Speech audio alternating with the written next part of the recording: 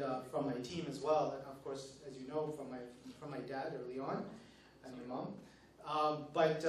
This, all of that journey began, with Knowledge at least, quite some time ago, and I did a lot of learning along the way. And I find that, this measures of success, the validation from society is starting to just break over the surface. People are starting to see, oh yeah, oh, okay.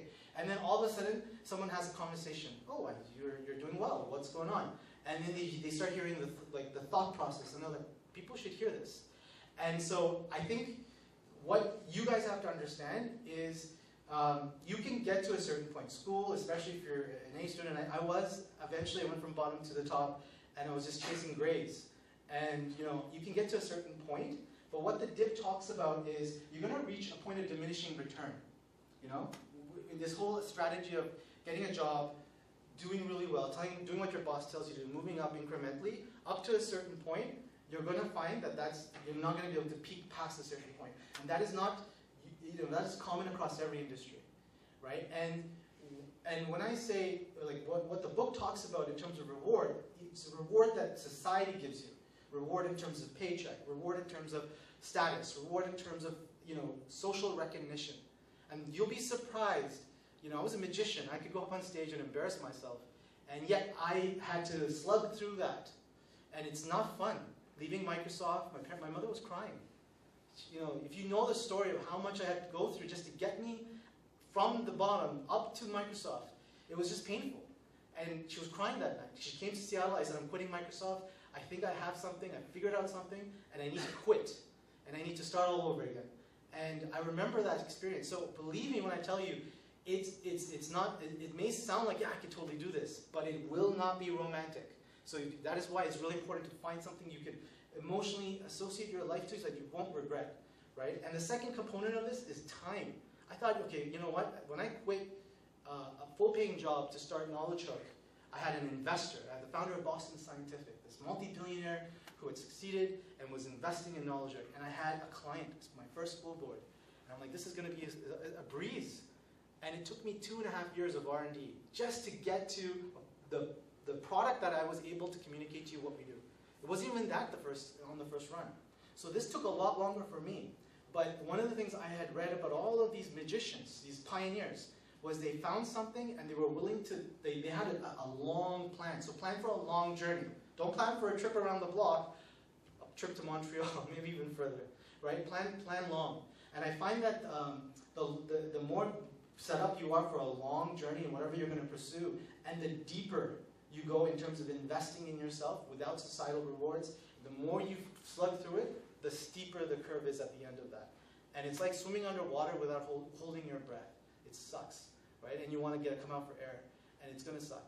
And so that is not for everyone, again. But I think for those who are at least appreciating of what it takes, I think you might run into people like this, and you'll know what to do to support them. I think it's more important as our community grows, as we start to push into these new categories and industries and professions, we start understanding this common language of the entrepreneur and the innovator, and we start supporting society instead of actually punishing these guys, these people who actually do these things, like understanding what they're going through and celebrating these things, including what you might be going through. So that, my story is actually, before Knowledge Hook, I actually was pivoting a couple of times. There's books here about it, Lean Startup. Unfortunately, I did not read that book when I started a company called Mingopolis. I built this whole thing, and it totally never even saw a single customer. And then I read that book right there, and it literally influenced my life. And I'll talk about a little bit of it. It's one of the hacks I described. But if you are genuinely going to pursue entrepreneurship, grab that book. So Prepaholic, totally after that first one, didn't even last that long. Prepaholic was a fleeting idea. I was efficiently able to go and iterate on the business model until we arrived to Knowledge Hook. And it took us a while, but again, you don't see these things, you only see the success at the end. So the third hack is use a GPS, right? You're going on a journey, right? You need to find your purpose, right? You need to actually, remind myself again, prepare for the length of the journey, and you need to have some sort of thing that kind of guides you, so am I going in the right way or the wrong way on a regular basis. And this is actually from a psychologist Mihaly Csikszentmihalyi, who spent 25 years studying happiness. And he talked about, essentially, he started studying this and he realized, people like Serena Williams and Usain Bolt and Brian Lara and all these athletes and other great people who have achieved mastery in certain things have identified happiness as this flow, this moment where the challenge in their life is sort of matching their skill, right? So sort of what Nathan was talking about, he got bored and then he left and then because he wasn't challenged. So the way to look at this graph is, and every day, whether you go to work or you're doing your business, you're gonna have a certain skill level that you bring to that task, and there's a certain level of difficulty that the task presents. And if the difficulty is way above your skill level, you're going to experience anxiety. But if the difficulty is actually well below your skill level, you're in a comfort zone. You're going to experience boredom, which is what Nathan was talking about. And you can sit there, and you can be comfortable, and that's totally fine. But for entrepreneurs, for those who are trying to push past their passion, they're going to have to figure out a way to increase the challenge. Or if you're overwhelmed by the challenge, you're going to have to find a way to reduce the difficulty level. And if you do that properly, you can actually hit this thing called flow, and you can move up the channel and achieve mastery. And that's a very important regulation. We can talk more about it when we, in the QA or see me afterwards. The third hack is map your journey. So there's your knowledge, and this is really important for Torontonians, for Canadians, for Tamil community. We can count on, again, one hand on the contributions that our societies push in terms of, to the overall conversation. Mostly Americans do this, right? Which is invent new things. And I think, and you'll see this soon, that it's actually not that magical.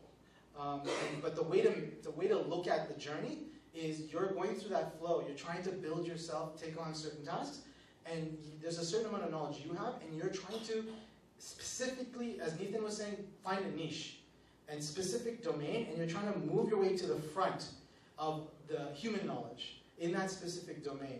So like both Mozart, Beethoven, you're trying to make sure that you're the expert in that specific niche, and you're trying to, when you get to that frontier, that's when the innovation begins. And the process around those two things are fundamentally the same. There's a certain set of hurdles that go wrong, and we're going to talk about that in a sec. But this is essentially how the map looks, right? So if you invent like a hot dog stand, just as an example, that's been invented. It's something that exists today. You take a business plan, you follow the instructions. You want to cook a new recipe, you follow the instructions, right? But if you want to then, if you want to get to and pioneer new something, you have to figure out what has everyone talked about in this specific domain, and you need to sort of narrow that domain as it aligns to your purpose and the point in which you sit in history, in the sense that, like classical music, if you're a Mozart, he was fascinated by this thing, and he noticed a lot of people going to musical theaters, and there were these classical instruments, and he thought he could wield it in a way to create a new experience, right? So that alignment down to in a very specific way is what's going to allow you to break through and pioneer a new category. And you kind of have to think of things in that way. Yeah, and there are 4 enemies in this journey. 4 very specific enemies that are going to work against you. Right? One is your confidence. And this is what every Canadian has this problem. Americans are so audacious. In fact, maybe they're a little too audacious. And Canadians underestimate ourselves. When I left Canada to Microsoft, I actually thought the biggest thing that was going to happen here was they're going to realize I don't belong in that company because they're way smarter than me. But I'll have Microsoft on my resume. I come back and get a nice job over here. Literally, that's what I thought. And I can tell you, like, I came back. I never looked at my resume again. I did an MBA. It's not on my, I completely forgot that I did the MBA. In fact, it's not even useful when you start a business. And like my mindset completely changed. And one of the things I want you guys to understand is if you think you're not intelligent enough to be an Elon Musk or to do the things that Henry Ford or Thomas, you're completely wrong. That has nothing to do with it. It is passion and then having the formula. That's all it is. And I genuinely believe that. And it's because of the way the mind works, right? We have 2 brains. We have a short-term brain and a long-term brain. And all the work that's being done by these greats, these masters of their own domain, it's all in the long-term brain. The problem is, our short-term brain is like a pea brain. It can barely take enough, like you cannot learn too many things at a day. Learning is extremely slow. But once it's in your long-term brain, you can do amazing things. So it really comes back to preparing for a long journey and taking those little steps, because you can get to that long, and once it's all in here, in the long-term brain, it's a vast ocean. It's a lot like the story of the tortoise and the hare. And a lot of entrepreneurs, a lot of people who give up, it's because they think they're overwhelmed by this idea that, oh, that guy's so smart. Like, how did Travis know all this stuff? I spent 10 years learning and doing and learning and doing slowly every freaking day of my life. If you watched me read a book, you would die. Like, I could look at a sentence for about, like, when I first started reading a book, it was like 10 minutes, right? It wasn't processing, so it was really, really painful. So I'm telling you right now, all that I know and everything that I'm just spitting out is coming, it's all sitting in my long term. And just to give you an example of this in your daily life, how many of you guys drive? You remember the first day you drove? Right? Focused, right? Okay, now you multitask, correct? And as you get close to your home, you're not even realizing you're on auto drive. You're probably not even paying attention to you pulling yourself in the driveway. You're thinking about something else. That's all your long-term brain, and that's how these entrepreneurs do it too. Right? The trick is to not overwhelm your short-term brain and plan a schedule in your journey. Not literally plan a schedule, but think of it in that way. The other enemy. So are you guys familiar with this? Do you know what company produces those papers? IKEA. And then Lego on the other side. Literally, these are complex structures. For a young child to build some of these massive structures, or for you to build furniture just with instructions, it's quite impressive. What this is, the reason why I bring this up, yeah, you get it, there's no guides, right? But what do you do? What do you do, right, when there's no guides? Right? The problem is, when you go to the edge of human knowledge, it actually looks like this in your head. When you start mastering something, you should know this. If you cooked something, and you're a really good cook on a certain meal, and you do something really well, that not everyone can do as well as you already know this. There's like a IKEA furniture instructions in your head. Of like, these are the skills I need to master first, then that sits on top of this skill, this sits on top of this skill. With driving, same thing, right? How to turn on the car. 3-point turn, really hard, but you probably won't do that until you learn the basics, right? Yeah, so all of this stuff mastery sits in the problem is, we're used to this. We're used to the way information is presented from school, from work, right? Your manager telling you what to do, or what did that other entrepreneur do over there? If I can copy that, just follow those instructions, I can do it. And the only thing people like Elon Musk and all these other greats do is they spend a lot of time like rummaging garage sales, so to speak, looking for creative ways to fill in the gaps of their specific area of interest. And they find this information from the oddest places. Literally, that is the thing that's your confidence, recognizing it's not about intelligence, it's about pacing yourself in the knowledge you consume, and then organizing the knowledge in a way that allows you to take on tasks at the right time in your journey, and then finally knowing where to find your information. Literally going out of your way. And so, where can you find that information? So for me, as Nathan was mentioning, kind of alluded to, I read I think by now over 1,000, 2,000 books of nonfiction dry books over the last 10 years. I gave up a lot. I used to be a very social and personal guy, and I became quite antisocial because of the process that put me through. Very specific in business. I don't know much about sports, cars, and other things. So I really gave up a lot. I gave up magic just to do this one thing. And the thinking I went through this, and I'm not suggesting you guys do the same, but you can get the idea. It's not magic. It's not special. It's not some sort of, look behind the curtain. This is what it looks like. I didn't go after the book. I never cared about the book. I had a simple trick, simple idea, which is that, I hear about this really great guy named Eric Ries, who has this incredible insight about serial entrepreneurship. And I really wish Eric would be just right here every day as I make decisions about serial entrepreneurship. But how much money would that cost to pay that guy to give up everything he does, to stand beside me and tell me how to put on IKEA furniture or learn to drive, right? There's no money in the world that will make him do that. The only thing I have is his book. So I read it. And I read everything, watch his interviews until I can, because communication is not a perfect language. You're not going to be able to get everything from that. It's imperfect, but I try to get as much of it I could to the point where I can have this guy living in my head. And so my goal was, I wasn't collecting books, I was collecting mentors. People and advisors in my head that I can reference. And literally that's, if you go back to every video of these guys, Elon Musk, all of them, not a single one, you'll find that they're readers. Not because they like to read and they like the texture of the book. Most of them probably don't even like reading. But it's because they were trying to sit on top of some human knowledge, and they were just like, this was the only inefficient way that they can get that information. Elon Musk built SpaceX through what? Does anyone know? He has no aerospace background. He built SpaceX, the first private American company, through books. There's a video on YouTube that says, how did you build SpaceX? How did you learn to do this? He said, he just looked at it point blank and said, books.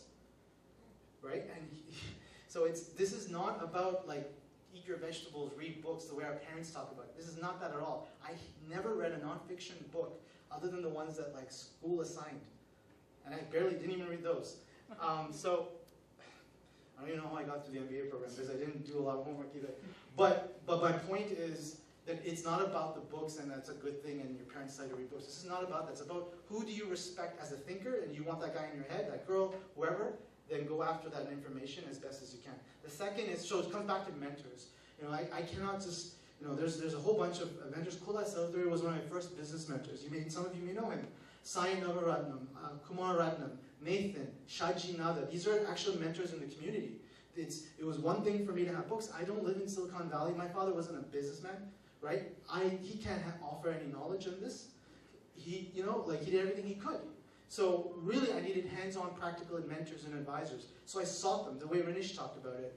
Really, that's what you're trying to do. You're trying to surround yourself as many ways, and that is like, there's no formula. You have to literally be creative and try different things until you can get this kind of setup for you. Finally, no time, right? So one of your greatest enemies is time, right? And this is from Stephen Covey. It's basically a 4-point quadrant. And on the top side, it's urgent versus not urgent, and on the vertical, it's important versus not important.